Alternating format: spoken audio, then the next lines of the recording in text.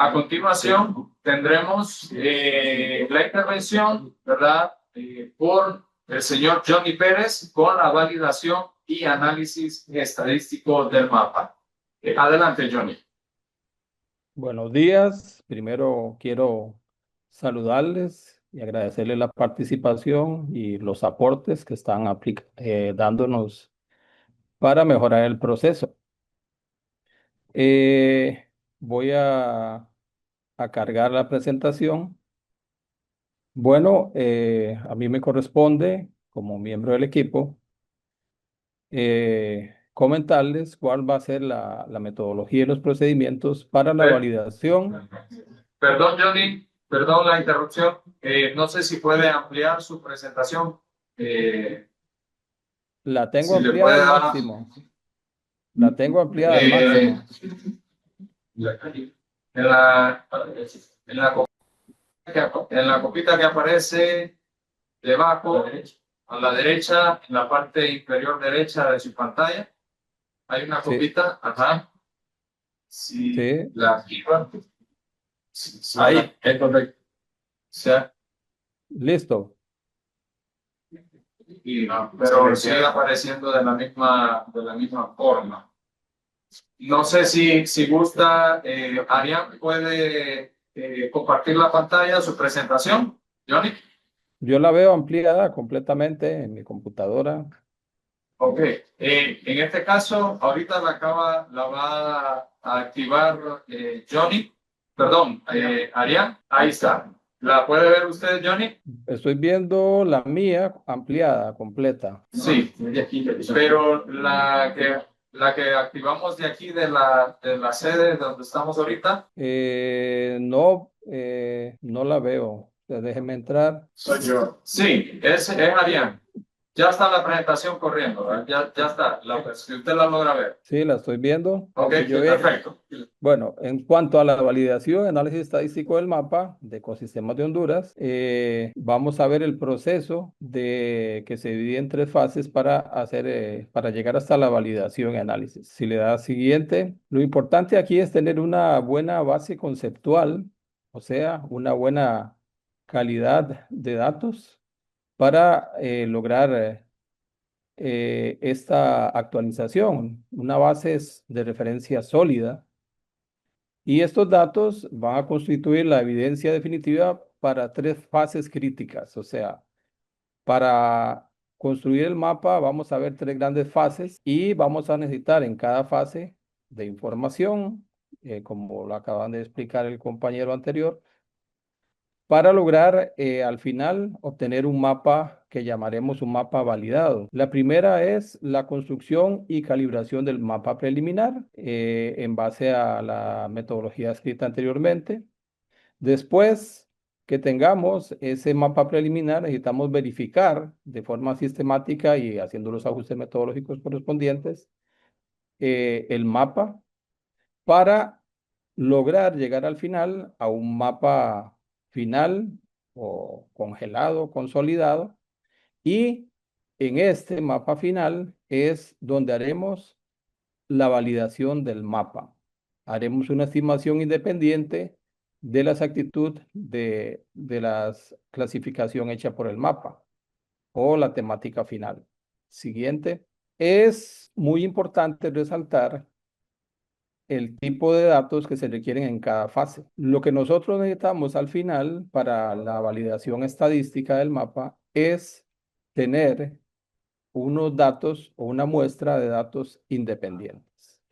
Porque si no tomamos esto en cuenta, vamos al final a tener una evaluación, una precisión artificialmente alta o sesgo si trabajamos con la misma información o los puntos que se usaron como entrenamiento para la construcción del mapa y calcular esa precisión. En cambio, si los usamos una muestra independiente de una versión, llamémosle congelada o final, porque al momento tenemos que llegar en algún momento y ya están las fechas establecidas que se explicó al inicio, con un mapa ya final. Entonces, aseguramos una precisión real de este mapa y podemos decir numéricamente o estadísticamente la calidad del mapa y haber identificado también posibles clasificaciones o las clasificaciones que tuvieron más problema y hacer ajustes, por ejemplo, ajustes de áreas. Siguiente. Entonces, vamos a tener tres fases para la realización del mapa y distintos tipos de sitios de control en cada fase. Por ejemplo, para la fase de entrenamiento, para el algoritmo y la clasificación del mapa, cuyo propósito es construir reglas, calibrar umbrales y definir límites ecológicos, vamos a usarlo durante la construcción del mapa preliminar. O sea, es el entrenamiento, es la primera fase. Pero desde el punto de vista estadístico, para la validación, estos datos van a estar bloqueados completamente. Después de que, vuelva al anterior, de que tengamos ya una versión preliminar en base a la metodología explicada, vamos a detectar errores sistemáticos y zonas de transición problemáticas. O sea, vamos a buscar puntos, vamos a ver, usando sobre todo criterio experto, análisis de las imágenes, y vamos a detectar esos errores para mejorar esa versión preliminar del mapa. ¿Esto en qué momento se va a hacer? Cuando tengamos ya esa versión preliminar del mapa en revisión. Pero para validar ese mapa, esta información que generó los puntos que se hayan tomado para generar esta versión preliminar están bloqueados. O sea, para evitar lo anterior, ese sesgo, si usamos la misma información que se usó para o el entrenamiento o la verificación preliminar. Y al final, vamos a hacer la validación ya independiente. El propósito de esta validación independiente es para calcular lo que llamaremos la matriz de confusión, lo vamos a ver más adelante, y la exactitud temática, o sea, la exactitud del mapa. Así vamos a ver qué tan bueno o qué tan malo. Vamos a usar distintos índices y un análisis de la información generada a partir de la matriz de confusión. Ya lo explicaremos más adelante para decir, bueno, cuál es la calidad del mapa y empezar a ver si existe, en dónde se detectan problemas, porque esperamos que el mapa sea muy bueno, pero definitivamente al usar muestras y observación remota muchas veces, sabemos que se pueden acumular errores que puedan llevar a pequeñas clasificaciones o clasificaciones erróneas. ¿En qué momento usaremos esta validación independiente? Exclusivamente tras congelar la versión final, o sea, la verificación, la validación estadística, la haremos sobre el mapa final y usando puntos independientes que no se hayan usado ni en el entrenamiento ni en la verificación preliminar. ¿Qué nos asegura esto? ¿Cuál es la independencia estadística? Es absoluta y una muestra ciega no utilizada en las fases anteriores para garantizar esa objetividad en la validación del mapa. Continúe. En cuanto a la unidad de soporte espacial, o sea, los puntos que vamos a utilizar para la validación, no nos podemos fijar únicamente en selección de un píxel determinado, porque está demostrado que a veces seleccionar un punto puede hacer que esos puntos se desplacen hacia el borde de una clase, o sea, estén en la clase, pero estén muy cerca de otras clases que puedan confundir. Entonces, la evidencia que vamos a obtener de los puntos de muestreo debe asociarse a geometrías con sentido ecológico. Aquí es donde viene el criterio experto. Entonces, por ejemplo, en bosques, no nos vamos a fijar en el punto que fue seleccionado para determinar si eso era bosque o no, sino a partir de ese punto se puede establecer un radio de observación o parcela para tener más información y determinar si eso efectivamente es bosque o no. En cuanto a humedales, se recomienda usar transectos cortos. En cuanto a costas y playas, segmentos lineales delimitados. Y en áreas agropecuarias, se usarían fotografías de alta resolución que se reconocen como ventanas homogéneas visibles en la imagen. O sea, ¿qué queremos decir esto? Que vamos a seleccionar efectivamente del mapa, ya sea principalmente en su versión final, puntos o píxeles, pero el área que vamos a, a revisar, la vamos a adaptar de acuerdo a la cobertura que se esté clasificando usando la geometría con sentido ecológico, o sea, para que sea más realista y capture efectivamente esa clasificación. Continúe. Adelante. Esto ya de forma más gráfica, para un bosque podríamos hacer una parcela con un radio de observación. Para humedales, un transecto. Recuerden que estamos hablando eh, de obtención de la información de esos puntos, ya sea en campo o utilizando la información eh, obtenida en las playas, segmentos lineales y en áreas agrícolas, pues fotos de alta resolución que nos dan esta ventana especial que nos permiten determinar si eso efectivamente era un punto o no. Esta forma, ¿cómo vamos a obtener estos puntos? En la siguiente diapositiva lo podremos ver. Entonces, los puntos pueden evidenciarse ya sea de forma directa sobre el terreno, que es lo ideal para hacer una validación. No hay como estar en el sitio con criterio experto, con todas las herramientas necesarias de ubicación del punto, fotografías, para decir con criterio experto, técnico, que ese punto es lo que realmente existe ahí. Entonces, la observación directa en el terreno da mayor valor para ecosistemas, sobre todo complejos, y requiere llevar las herramientas necesarias para la toma de información, como los formularios y fotografías que evidencien lo que ahí se encuentra. Si después de esto la evidencia, un poco menos confiable, pero depende de la calidad de la información que se tenga, es la evidencia multimedia georreferenciada. Aquí debemos asegurar que sea con una alta actualidad, o sea, ojalá lo más reciente posible, y tener la mayor precisión espacial posible. Después, otra fuente de evidencia de los puntos que se seleccionan para la validación pueden ser plataformas de biodiversidad o registros institucionales, pero aquí hay que tener cuidado con el riesgo de sesgo de accesibilidad de estas plataformas. A veces, como se necesita gente que llegue ahí a tener evidencias y posiblemente tomen días, generalmente tienden a estar cerca de caminos y carreteras.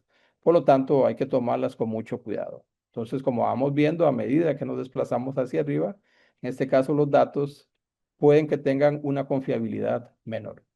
También podemos tener fotointerpretación de alta resolución, que sería válido para clases distinguibles por textura, patrón y forma.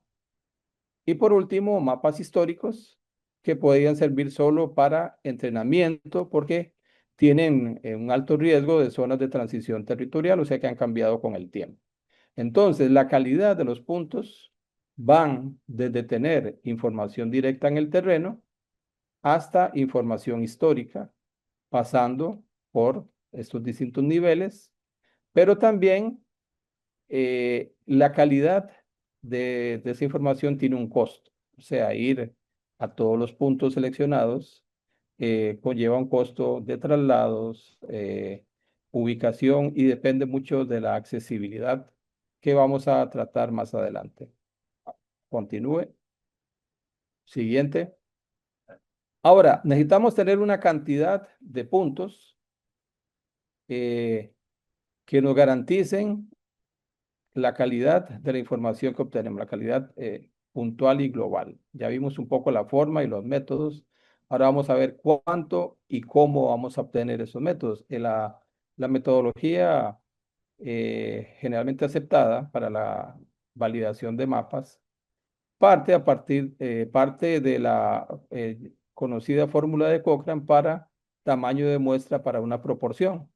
O sea, estas fórmulas o una fórmula matemática nos va a dar el tamaño muestral que nosotros queremos utilizar, pero tomando en cuenta algunos aspectos o tres aspectos principales. Primero, el nivel de confianza, que nos va a dar el valor Z según la fórmula de Cochrane.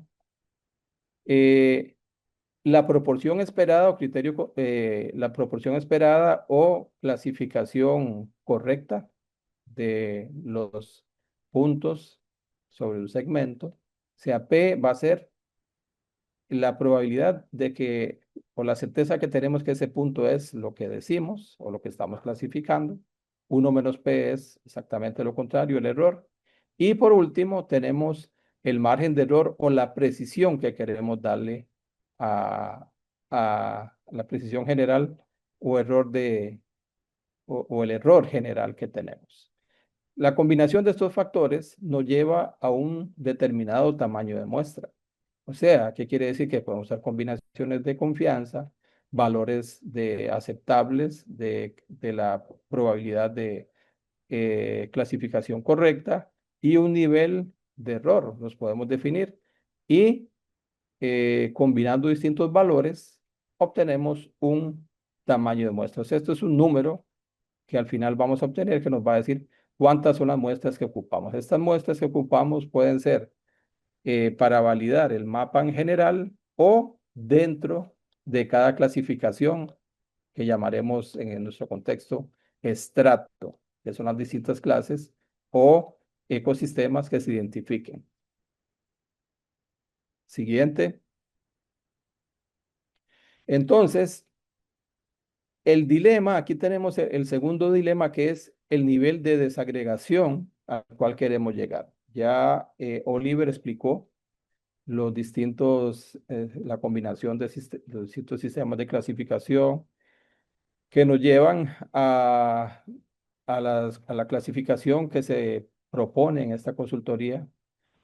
Pero a mayor nivel de desagregación, a mayor nivel de exactitud que queramos, por ejemplo, si pasamos de L3, que es un nivel base operativa, o N4, N5, N6, que ya es con mayor detalle, entonces la cantidad de información que necesitaríamos va a estar directamente relacionada con el nivel de precisión o desagregación del mapa. Y recordemos que tenemos limitaciones de costos, recursos, tiempo, pero también hay que saberlos combinar inteligentemente con lo que realmente podemos hacer con calidad. Entonces, lo que estamos proponiendo es que el nivel operativo va a ser a nivel L3. Eso nos permite obtener una muestra manejable, aceptable y que cumple con los requerimientos estadísticos. Entonces, el criterio metodológico dice partir de una leyenda operativa verificable, proponemos la L3, evitar niveles que multipliquen el esfuerzo sin mejorar la decisión, profundizar solo en clases ambiguas, raras o estratégicas, o sea, una vez que hagamos la precisión del mapa, la validación y la precisión, se podría profundizar en aquellas clases ambiguas, raras o estratégicas que se identificaron, que sabemos que por la misma validación necesiten tomar más información y ajustar el detalle según la accesibilidad y la evidencia disponible. O sea, a mayor accesibilidad, o sea, si es más fácil llegar a un punto, podemos ir sin ningún problema y esos puntos se podrían aumentar, pero lo mejor es esos recursos dirigirlos a las áreas que se detecten algunos problemas. Continúe. Adelante. Al final, siguiendo este proceso, vamos a tener una muestra total que la hemos dividido entre grandes áreas. Una muestra, la muestra total va a tener una parte de lo que es muestreo de campo directo, que es el mejor, pero el más difícil o costoso. Otra parte de la muestra va a ser por imágenes o fotointerpretación de alta resolución. Y otra muestra va a ser por medio de análisis multimedia o campo ampliado. Muy bien, entonces la muestra total, a nosotros nos gustaría tener una muestra completa de campo directo.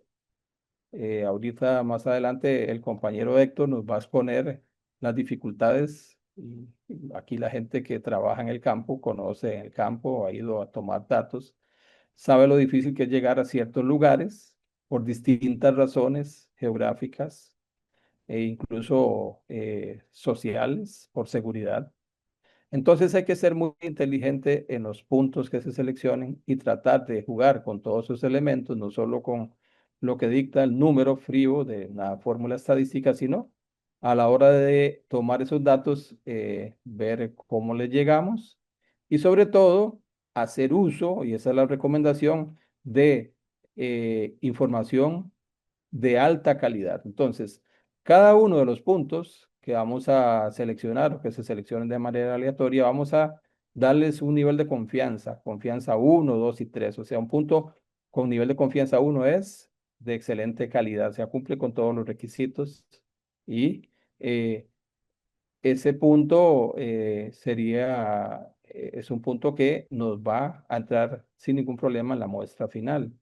Pero si tiene la calidad intermedia o muy baja, habría que ver esos puntos si se consideran o no para la validación final. O sea, esos criterios también de la calidad de la información que se obtenga van a influir en la muestra total. Pueden hacer que disminuya un poco, pero podemos aumentarla de otra forma. O sea, hay que ir combinando todos estos factores. Para el cálculo estadístico, ya la muestra total se va a distribuir en estratos, que los estratos serían los ecosistemas ya finales determinados por el mapa final y siguiendo, como les comentaba, criterios metodológicos y operativos, combinando evidencia de campo con evidencia remota. Continúe. Adelante. Por ejemplo, las muestras en el campo se pueden distribuir de esta manera. La accesibilidad define el marco operativo donde el muestreo de campo es viable y eficiente en costos, pero siempre manteniendo la aleatoriedad. ¿Qué queremos decir esto? Recuerden que el principio fundamental de la validez de los procedimientos y análisis estadísticos es uno de los más importantes, es la aleatoriedad y la independencia. Entonces, vamos a tener, por ejemplo, un área, vamos a determinar en esa área, la vamos a dividir básicamente en dos. El área que es accesible para ir a tomar muestras de campo y el área que no es accesible por costo o por alguna dificultad que encontremos. Y vamos a delimitar esta área construyendo una máscara de accesibilidad que va a tomar en cuenta caminos, distancias, seguridad, tiempo y costos logísticos para desplazarse ahí. Vamos a conservar, una vez que tengamos esas áreas delimitadas, vamos a seleccionar puntos de acuerdo a la asignación del tamaño de muestra en esa clasificación de manera aleatoria. O sea, eso es lo que vamos a tratar de respetar en la mayoría de lo posible, que las muestras siempre sean aleatorias para darle validez estadística, siempre y cuando obviamente se pueda llegar a ellos. Y vamos a ver una cobertura complementaria fuera del marco accesible que se valida con evidencias no presenciales, que puede ser fotos, mapas, eh, información a distancia de calidad. O sea, por ejemplo, si en un área determinada que consideramos que es poco accesible para ir a ella de manera directa, pero tenemos imágenes de altísima calidad, georreferenciadas con toda la información validada, actualizada, pues esa área la cubrimos de esa forma. Siguiente. Al final ya vamos a tener, después de haber hecho todas esas consideraciones teóricas, estadísticas, técnicas, expertas y prácticas, al final ya tendremos los puntos seleccionados y distribuidos en las distintas ecosistemas. Estamos, ya lo dijo el compañero Juan Gregorio, se espera aproximadamente 84 o más sistemas en total, pero a nivel L3 esperamos tener una división de aproximadamente 17 ecosistemas o grandes ecosistemas a ese nivel.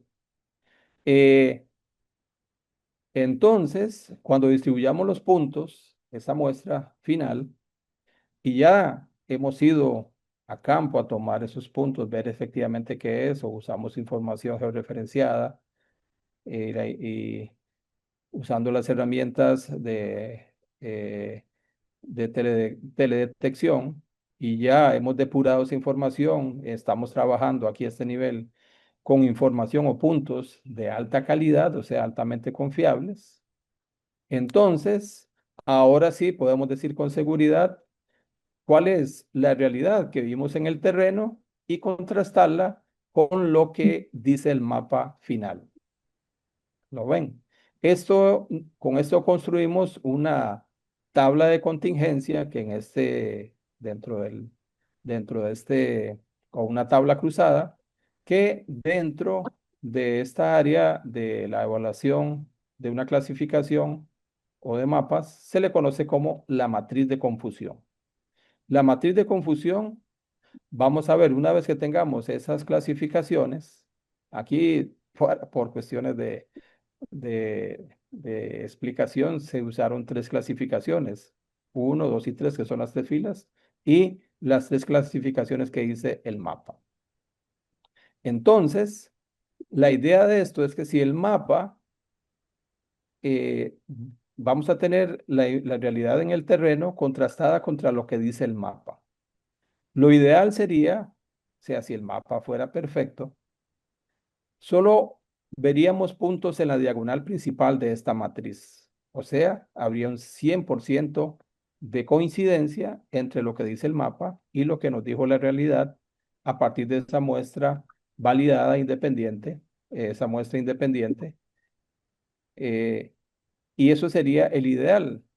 Caso contrario, si todas las celdas presentaran eh, la misma cantidad de individuos, las mismas proporciones del total, eso sería ya un desastre de mapa, o sea, el mapa no está diciendo prácticamente nada. Pero nosotros esperamos que el nivel de acierto, estamos trabajando en el valor P de la fórmula que vimos de Cochrane anteriormente, estamos empezando, porque ya hemos hecho cálculos, eh, trabajar con una probabilidad de acierto del 85%.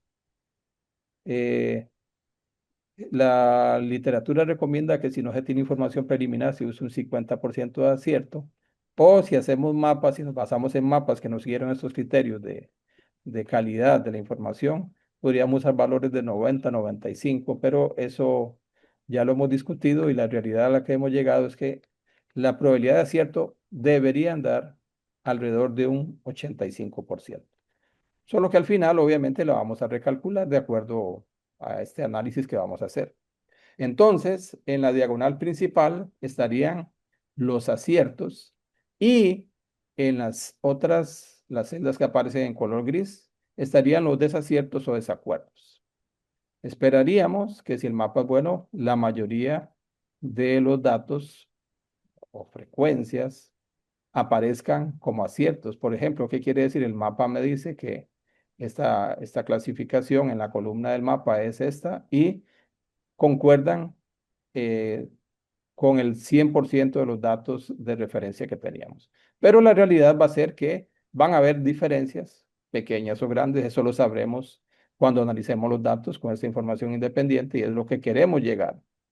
Va a ser como llamémoslo así, como una auditoría del mapa final para ver la calidad de ese mapa. Si continuamos. Entonces, a partir de esta información, de esta matriz, vamos a ya sacar las métricas o los valores, los coeficientes o valores que me van a permitir medir la exactitud temática. Primero, vamos a obtener la exactitud global del mapa, que simplemente es la suma de los valores de la diagonal principal entre el total de puntos que se hicieron. Eso me da la proporción total de aciertos sobre el universo evaluado. Esperemos que sea un valor alto, pero eso nos lo va a decir los datos y el análisis de esos datos.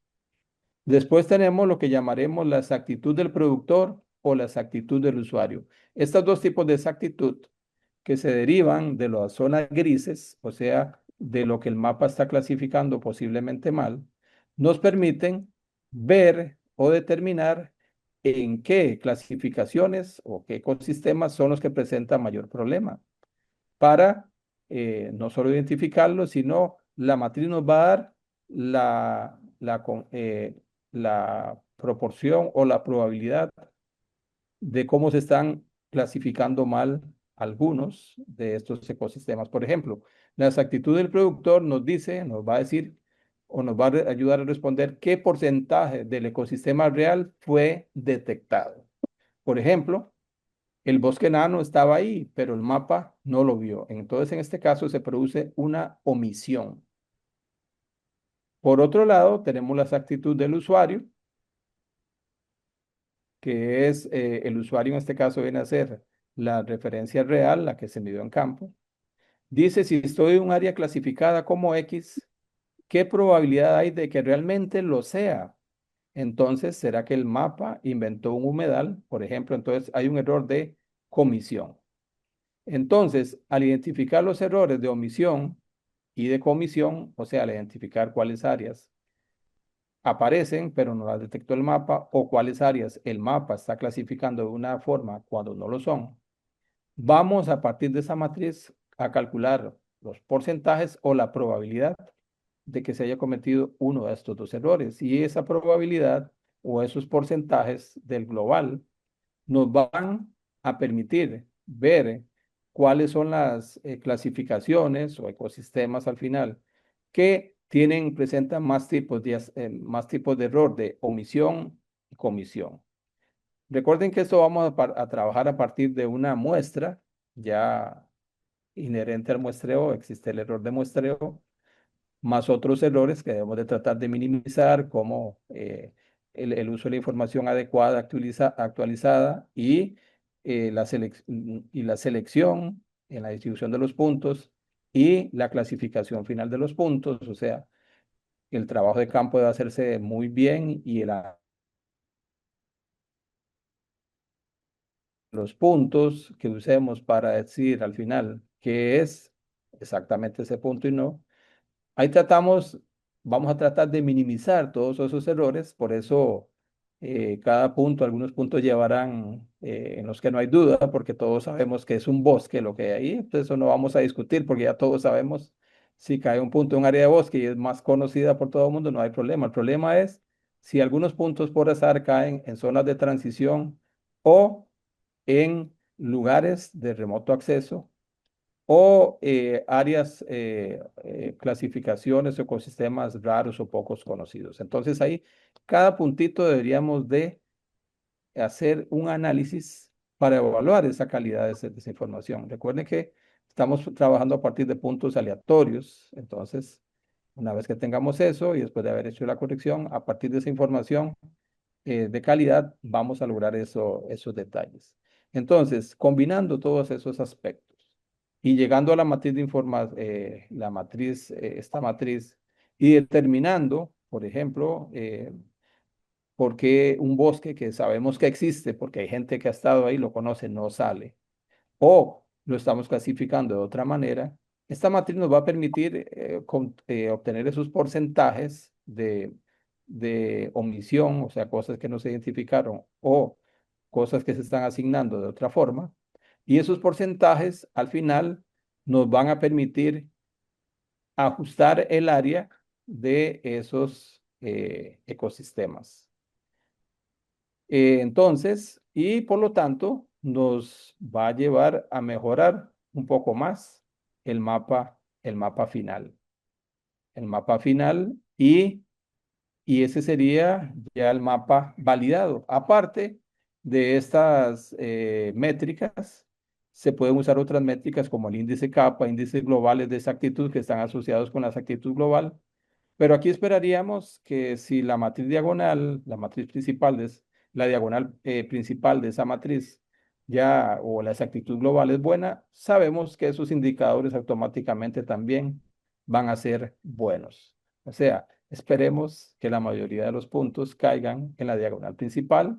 Con eso diríamos que el mapa es muy bueno, pero si queremos ser finos, cosa que debemos ser, debemos ver las áreas grises y ver aquellos ecosistemas que están presentando problemas de omisión o de comisión.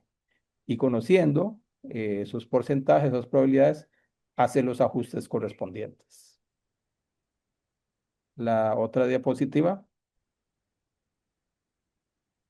En este caso, el trabajo de campo y para llenar los vacíos y poder determinar eh, o conocer por una persona experta la dificultad que hay de medir algunos puntos, les dejo esta última diapositiva para que la explique el compañero Héctor. Héctor, Ah, ¿me escuchan? sí, Ok. Bueno, sabemos que los puntos que se van a utilizar para la validación se va a hacer al azar y ahí es como explicaba Johnny, que vamos a tener que utilizar diferentes fuentes, pero también los criterios utilizando un cruce de variables de accesos, de seguridad, de sitios ya conocidos. Y, por ejemplo, hemos hablado de algunos sitios que son de alta inseguridad, que de darse el caso, ¿verdad? Estábamos inclusive pensando personalmente tenemos una red de guardarrecursos y personas que trabajan en comunidades y que trabajan también en áreas protegidas que podrían ser una fuente que nos podrían proporcionar información. Entonces eso sería como el extremo, ¿no? Pero sí contamos con una muy buena red yo diría, para técnicos o guardarrecursos a nivel de áreas protegidas y comunidades que nos podrían ayudar. Entonces, creemos que, por ejemplo, la Mosquitia es uno de los sitios bastante costosos de acceso, inseguros también, para nadie es desconocido esto. Sin embargo, el que hemos estado por varios años en la zona, pues nos permite conocer la bioregión de la sabana de pino, las montañas kársticas, los humedales que hay también en la zona.